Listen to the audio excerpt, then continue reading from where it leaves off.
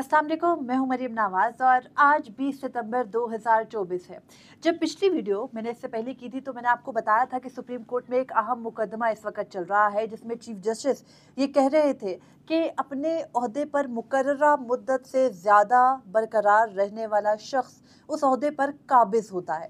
वो कब्जे की बात कर रहे थे, वो करप्शन की बात कर रहे थे और ये बात वो कर रहे थे पब्लिक सेक्टर यूनिवर्सिटीज़ में आला ओहदों पर वाइस चांसलर्स, प्रेसिडेंट समेत तैनातियां ना करने से मुतालिक मुकदमे की समाअत करने में। लेकिन इस वक्त जिस वक्त मैं आपसे बात कर रही हूँ, इससे कुछ देर पहले ही सुप्रीम कोर्ट के एक जज जो कि जस्टिस अमीनुद्दीन खान है, चीफ जस्टिस के पुराने वफादार हैं, उनको प्रैक्टिस एंड प्रोसीजर एक्ट के अंदर जो तरमीम की गई है उसके तहत जो बल्कि ऑर्डिनेंस लाकर, ऑर्डिनेंस जिसको chief justice of Pakistan dictator का आला करार देते थे, उसके जरिए जो ये बदलाव किया गया, चीफ जस्टिस ने जस्टिस मुनीब को कमेटी से बाहर फेंक दिया और जस्टिस अमीनुद्दीन खान अपने मनमाने जज को कमेटी में शामिल कर लिया है। और अब बहुत जल्द 63 मखसूस नशिस्तों समेत मुकदमा जिनकी की नजरसानी सुप्रीम कोर्ट में आई हैं, उनको मुकर्रर किया जाएगा और हुकूमत का जो प्लान था उस पर फौरी तौर पर अमल हुआ।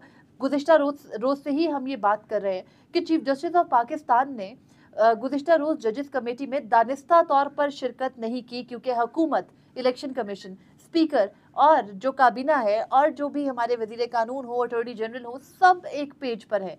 चीफ जस्टिस उनके साथ कम्युनिकेशन में हैं। ये सब कुछ महज इत्तेफाक में नहीं होता कि 24 घंटे के अंदर इतने ड्रास्टिक चेंजेस किए जाएं कि उस एक्ट को जिसको चीफ जस्टिस अपनी बादशाहत खत्म करने का एक्ट कहते थे, उसके अंदर रद्दोबदल करके मनमाना जज शामिल भी कर लिया जाए, कानून साजी भी कर ली जाए और उसके बाद एक नया जज भी कमेटी के अंदर लगा लिया जाए और within no time chief justice notify भी कर दे उस जज की शमूलियत। मतलब अगर अब भी कोई शख्स उनको ये करार दे कि हाँ उनका कोई ताल्लुक नहीं है, वो आइन और कानून की पासदारी करने वाले जज हैं, तो वो अहमकों की जन्नत में रह रहा होगा। खैर, इस वक्त जब मैं आपसे बात कर रही हूँ तो ये डेवलपमेंट तो हो चुकी है कि जस्टिस अमीनुद्दीन खान को सुप्रीम कोर्ट में 3 रुकनी जजेस कमेटी जो कि बेंचेस बनाती है, जो कि मुकदमात फिक्स करती है, उस जजेस कमेटी का हिस्सा बना दिया गया है। लेकिन दूसरी जानिब आज एक अहम मुकदमे की समाअत भी हुई और उस मुकदमे के अंदर chief justice of Pakistan justice Qazi फरीसा ने सहाफ़ियों को ये कह दिया कि वो तो बिक जाते हैं,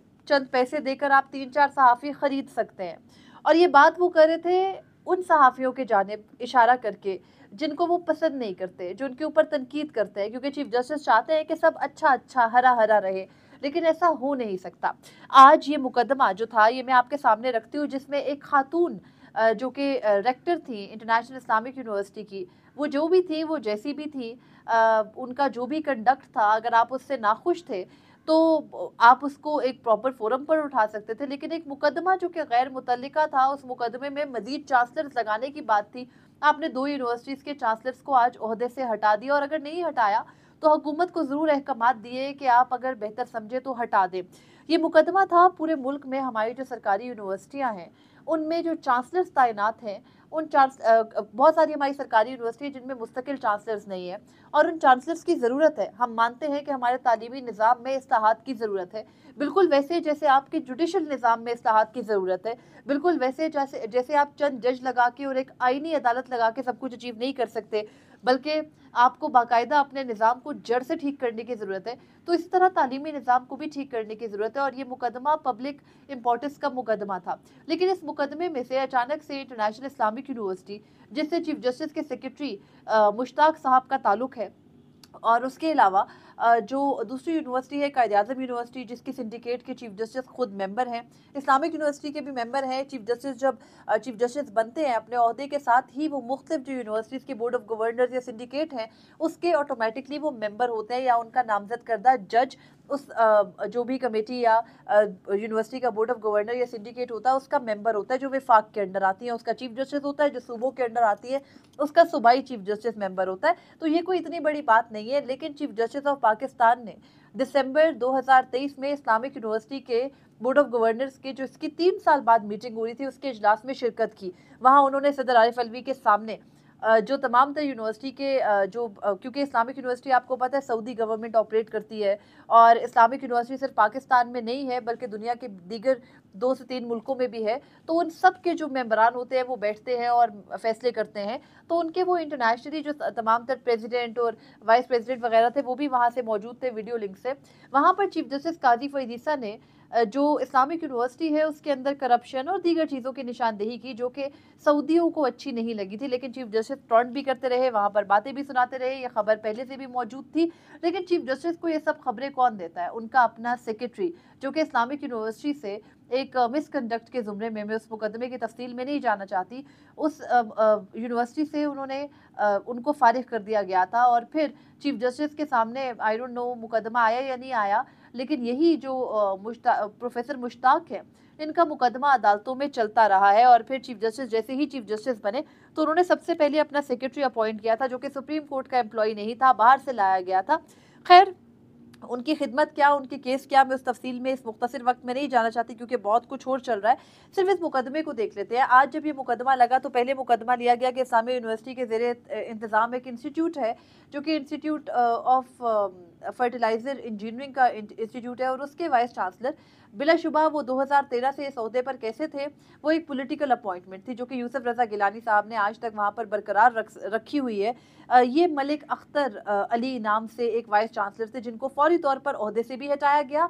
वो शख्स चीफ जस्टिस के सामने डट गया, लेकिन चीफ जस्टिस ने उसको ओहदे से ना सिर्फ हटाया बल्कि ये भी कहा कि आप कैसे, अगर आप 4 साल के लिए वाइस चांसलर बनता है, आप 4 साल के लिए तैनात हुए, 65 आपकी एज लिमिट है, तो फिर आप 2013 में तैनात होते हैं तो आपको ऑटोमेटिकली 2016 या 17 में हट जाना चाहिए था। अगर आपको 2 साल की तोसी मिली और उसके बाद आप 2024 तक अदालतों से स्टे लेकर अपने ओहदे पर बरकरार हैं तो आप अपने ओहदे पर काबिज हैं।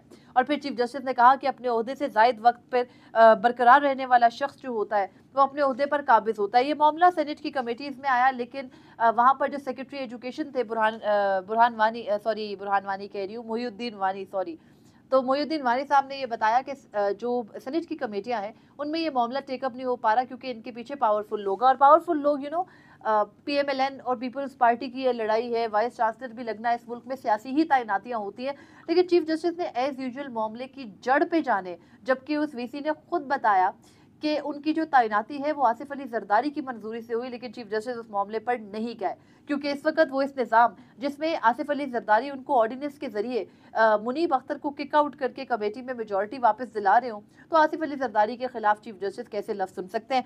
खैर, उनकी अदालत में ये मुकदमा हुआ, उन्होंने ऑर्डर में लिखवाया कि जो मिस्टर मलिक हैं यानी अख्तर मलिक, वो आइन और कानून से ऊपर हैं और जो तमाम तर मुल्की इदारे हैं वो उनके सामने हेल्पलेस हैं।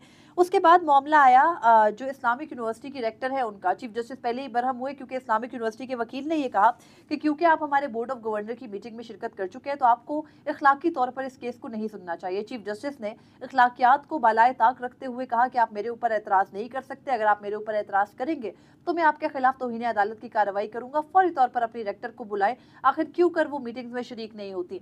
रेक्टर साहिबा के मुतालिक बताया गया कि वो अलील हैं, उनकी तबीयत नासाज है, अस्पताल में है। तो चीफ जस्टिस ने कहा कि एम्बुलेंस भेजो या व्हील चेयर पर लेकर आओ, लेकिन मेरी अदालत में लेकर आओ। और फिर डॉक्टर समीना जो है वो आई, डॉक्टर समीना मलिक गालिबन उनका नाम है, वो आई कमरा अदालत में तो व्हील चेयर पे थी और तकरीबन बेसुध थी वो, उनको कोई होश नहीं था और बताया गया कि उनका शायद कोई बैकबोन का इशू है, वो नहीं बैठ पा रही हैं, कोई ट्रैंकुलाइजर्स के असर में थी कि वो बिल्कुल ही नीम बेहोशी में थी।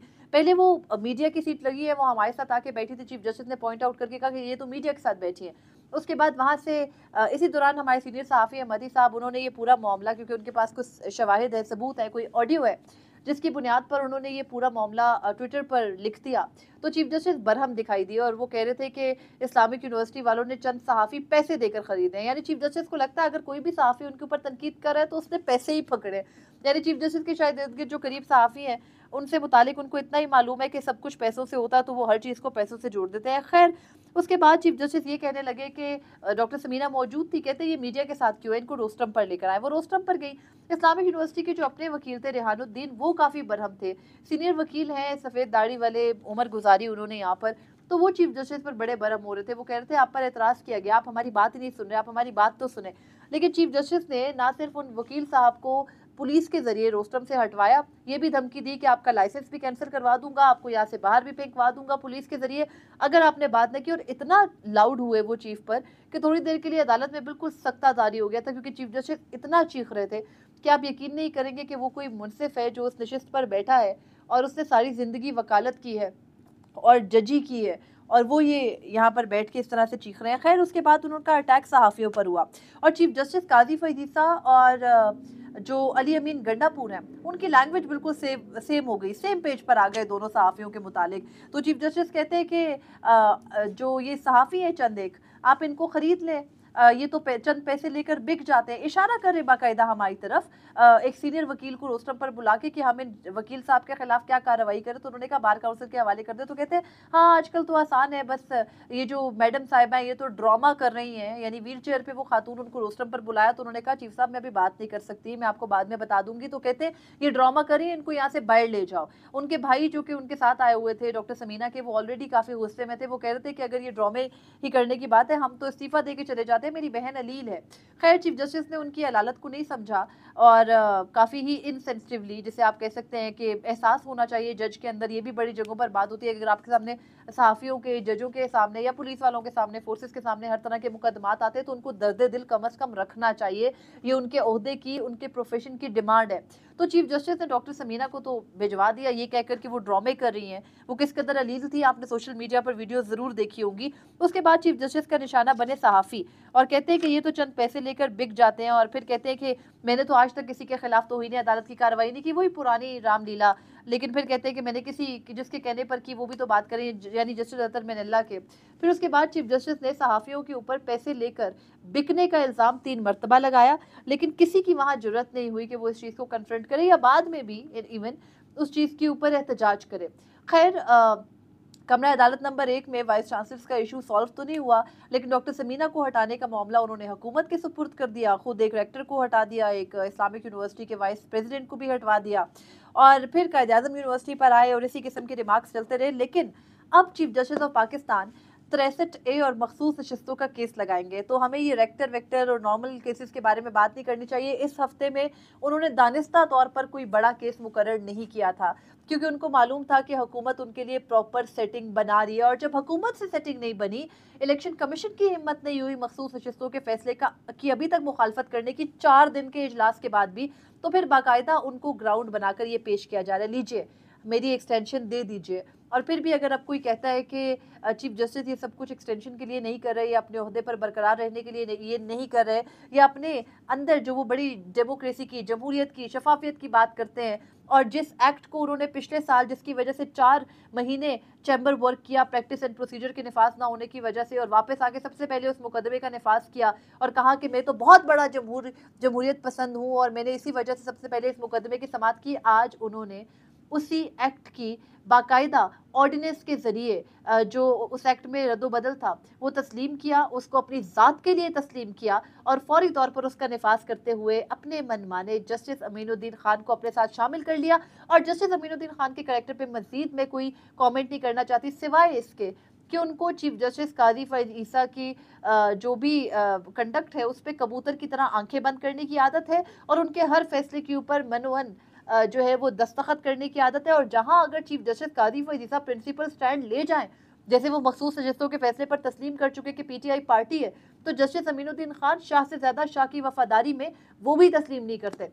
तो अब देखना है कि कितनी जल्दी 63A और मखसूस नशिस्तों की नजरसानी मुकर्रर होती है। हम प्रेडिक्ट कर रहे हैं मंडे से ही ये मुकदमात लग जाएंगे, फौरी तौर पर हुकूमत को ग्राउंड बनाकर दिया जाएगा 2/3 अक्सरियत लेने का और आईनी तरमीम करने का, ताकि आईनी अदालत का क़याम हो जाए, जस्टिस मंसूर को किक आउट किया जा सके और पूरे अदालती निज़ाम को कर्ब किया जा सके। इसकी सहूलतकारी करने वालों के नाम हमेशा याद रखिएगा। अब तक के लिए इतना ही था, मुझे इजाज़त दीजिए, अल्लाह हाफिज़।